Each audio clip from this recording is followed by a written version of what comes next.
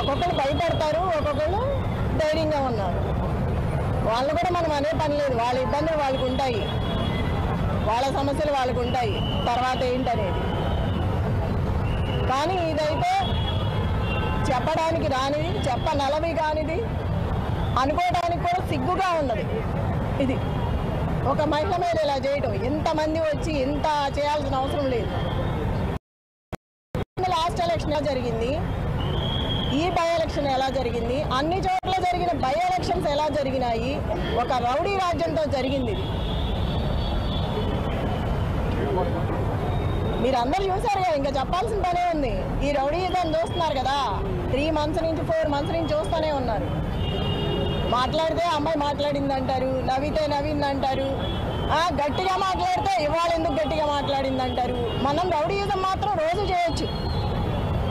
ఒక కార్యకర్తకి అండగా ఉండాలి కదా. మరి అందరు కార్యకర్తలకి భయపెట్టిన వాళ్ళ దగ్గరికి వెళ్ళి ధైర్యం చెప్పి అండగా నిలబడి కార్యకర్తల కోసం మాట్లాడిన దాన్ని కూడా తప్పుగా తీసుకున్నారు, దాన్ని కూడా పోతద్దంలో చూపించారు. ఒక మహిళని ఇలా చేయడం ఫస్ట్ టైం మీరు చూస్తున్నారుగా, ఒక మహిళ మీద ఇలా చేయటం, దీన్ని గెలుపండు.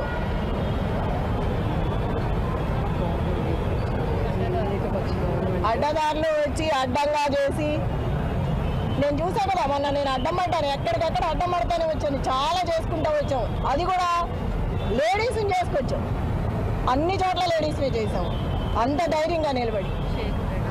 షేక్పేట లలిత గారు, యూసఫ్ కూడా బోర్బండ మొత్తం నేను. నువ్వెక్కడ? అమ్మాయమ్మ 4-5 పార్టీలు నిలబడితేనే నా భర్తకి 16,000 చిల్లర వచ్చింది. ఏ పార్టీ లేకోకుండా మేమిద్దరమే ఉన్నప్పుడు అది వచ్చిందంటే రౌడీయిజంతో వచ్చింది, స్వతహాగా తెచ్చుకున్నది కాదు. నైతికంగా నేనే గెలిచాను, రౌడీయిజం గెలిచింది అనేది నాకు సంబంధం లేదు. అది గెలిపే కాదు, అసలుకి అందరూ వచ్చి గెలిపించుకున్నది. అది అధిష్టానం అధికారంలో ఉంది కాబట్టి రౌడీజాన్ని చేసి రిగ్గింగ్ చేసి, ఎక్కడ రిగ్గింగ్ చేశారు, లోపల ర్యాగింగ్ చేస్తున్నారు. అప్పుడే రౌడీజం స్టార్ట్ అయిపోయింది, ఆల్రెడీ మార్నింగ్ నుంచే స్టార్ట్ అయింది. చీరల మీద కామెంట్స్, ఎదవలు ఇచ్చిన చీరలు కట్టుకొని వచ్చామని అంటున్నారు. మరి ఎక్కడ స్టార్ట్ అయింది? అప్పుడే ర్యాగింగ్ స్టార్ట్ అయింది. ఆడలేదు మగ లేదు, మహిళలకు ఇట్లాగా చేసేది. గెలిస్తే గెలువు, ఏదో జన్మానికో శివరాత్రి గెలిచావు. ఇప్పుడు గోపీనాథ్ ఉన్నంతకాలం మూసుకొని కూర్చున్నావు, గోపీనాథ్ లేకపోయేసరికి బయటకు వచ్చి ఇవాళ ప్రతాపం చూపిస్తున్నావు. నీ గెలిపేం కాదు ఇది, అందరూ కలిసి చేసిన గెలుపు నీకు. అది నీ స్వతహాగా గెలిచింది కాదు. చెప్తున్నాగా నైతికంగా నేను ఎప్పుడో గెలిచిపోయాను, రౌడీయిజంగా గెలిచాను. ఇంకా చెప్పండి, ఇంకేమైనా కావాలా? ప్రతి రౌండ్ లో కూడా కాంగ్రెస్ కి వచ్చింది కదా, ప్రతి చోట కన్నడము గుద్దటమే కదా. మరి అందుకే కదా నేను అంత ఓపెన్ అయ్యి వాళ్ళకి సపోర్ట్ ఇచ్చి మాట్లాడింది. ఎప్పుడు మాట్లాడింది, దాన్ని ఎందుకు మాట్లాడా? వాళ్ళు పడే బాధ చూడలేక నేను బయటకు వచ్చి మాట్లాడగలను.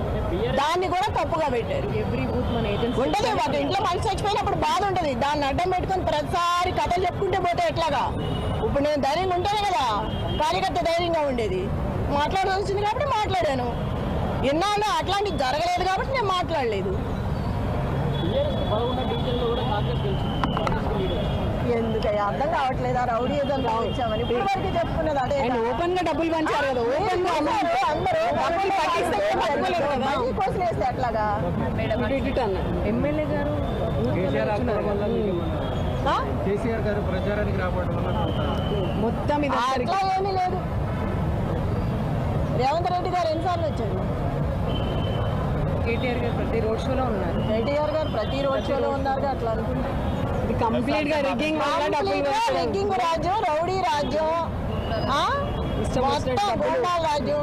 ఇంకా చెప్పేది ఏమన్నా అంతా మీరు చూస్తాం. మళ్ళీ అట్లా క్వశ్చన్ చేస్తే అట్లాగా అన్నీ తెలిసిన వాళ్ళు మీరు మీరు కూడా మళ్ళీ ప్రశ్నిస్తారా? జరిగిందంతా చూసి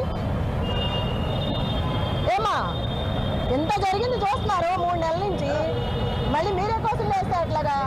ఇప్పుడు కూడా మీకు తెలుసు ఏ న్యాయమో అన్యాయమో. स्टेट चूसी क्या लगता है मैडम, मागंटी गोपीनाथ 10 साल से थे, तो मागंटी गोपीनाथ के फेस पर वोटिंग हुई थी, अब तक 10 साल అట్టర్ ఫ్లాప్ అయింది. ఒక ఆడబిడ్డగా నా మీద ఎంత చేయాలో అంత చేశారు.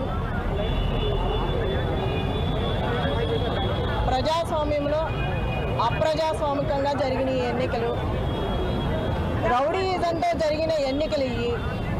ప్రజలందరూ నాకు చాలా వరకు సపోర్ట్ చేశారు. వాళ్ళందరికీ నా ధన్యవాదాలు. ఈ ప్రజాస్వామ్యంలో ఈ అప్రజాస్వామికంగా జరిగిన ఈ ఎన్నికలు దాని గురించి మనం అనుకోవాల్సిన అవసరం లేదు. మొన్న జరిగిన 11వ తారీఖు అందరూ చూశారు. ప్రతి ఒక్కళ్ళు ఏం జరిగిందో అందరికీ తెలిసి చెప్పాల్సిన అవసరం లేదు. రిగ్గింగ్లు, రౌడీజాలు అదే పైకి వచ్చింది, అదే గెలిచింది. అది ఒక మహిళ మీద. అది ఎంతవరకు న్యాయమో మీరే ఆలోచించాలి. ప్రజలు కూడా ఆలోచించుకోవాలి.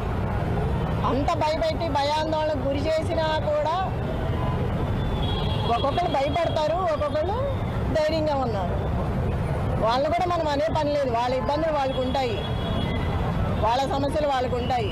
తర్వాత ఏంటనేది కానీ ఇదైతే చెప్పడానికి రానిది, చెప్పనలవి కానిది, అనుకోవడానికి కూడా సిగ్గుగా ఉన్నది. ఇది ఒక మహిళ మీద ఇలా చేయటం, ఇంతమంది వచ్చి ఇంత చేయాల్సిన అవసరం లేదు. ఇంతకుముందు లాస్ట్ ఎలక్షన్ ఎలా జరిగింది, ఈ బై ఎలక్షన్ ఎలా జరిగింది, అన్ని చోట్ల జరిగిన బై ఎలక్షన్స్ ఎలా జరిగినాయి, ఒక రౌడీ రాజ్యంతో జరిగింది. మీరందరూ చూసారుగా, ఇంకా చెప్పాల్సిన పనే ఉంది. ఈ రౌడీజం చూస్తున్నారు కదా, 3 months నుంచి 4 months నుంచి చూస్తూనే ఉన్నారు. మాట్లాడితే అమ్మాయి మాట్లాడింది అంటారు, నవ్వితే నవ్వింది అంటారు, గట్టిగా మాట్లాడితే ఇవాళ ఎందుకు గట్టిగా మాట్లాడింది అంటారు. మనం రౌడీజం మాత్రం రోజు చేయొచ్చు. ఒక కార్యకర్తకి అండగా ఉండాలి కదా. మరి అందరి కార్యకర్తలకి భయపెట్టిన వాళ్ళ దగ్గరికి వెళ్ళి ధైర్యం చెప్పి అండగా నిలబడి కార్యకర్తల కోసం మాట్లాడిన దాన్ని కూడా తప్పుగా తీసుకున్నారు. దాన్ని కూడా భూతద్దంలో చూపించారు. ఒక మహిళని ఇలా చేయడం ఫస్ట్ టైం మీరు చూస్తున్నారుగా. ఒక మహిళ మీద ఇలా చేయటం, దీన్ని గెలుపండ్రు.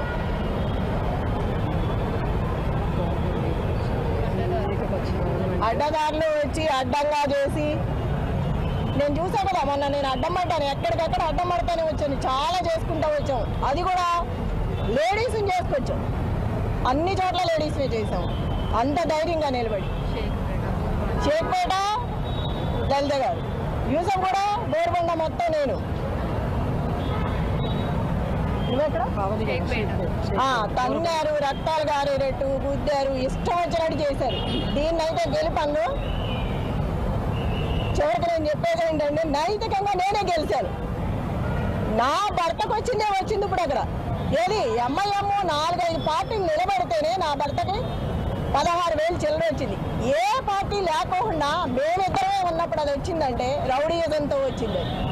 స్వతహాగా తెచ్చుకున్నది కాదు. నైతికంగా నేనే గెలిచాను. రౌడీజం గెలిచింది అనేది నాకు సంబంధం లేదు. అది గెలిపే కాదు అసలుకి. అందరూ వచ్చి గెలిపించుకున్నది.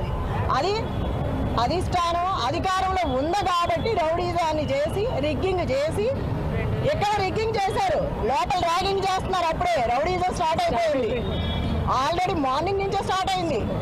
మేము చీరలు కట్టుకుంటే చీరల మీద కామెంట్స్, ఎదవలు ఇచ్చిన చీరలు కట్టుకొని వచ్చామని అంటున్నారు. మరి ఎక్కడ స్టార్ట్ అయింది? అప్పుడే ర్యాగింగ్ స్టార్ట్ అయింది. ఆడలేదు, మగాలేదు. మహిళలకు ఇట్లాగా చేసేది.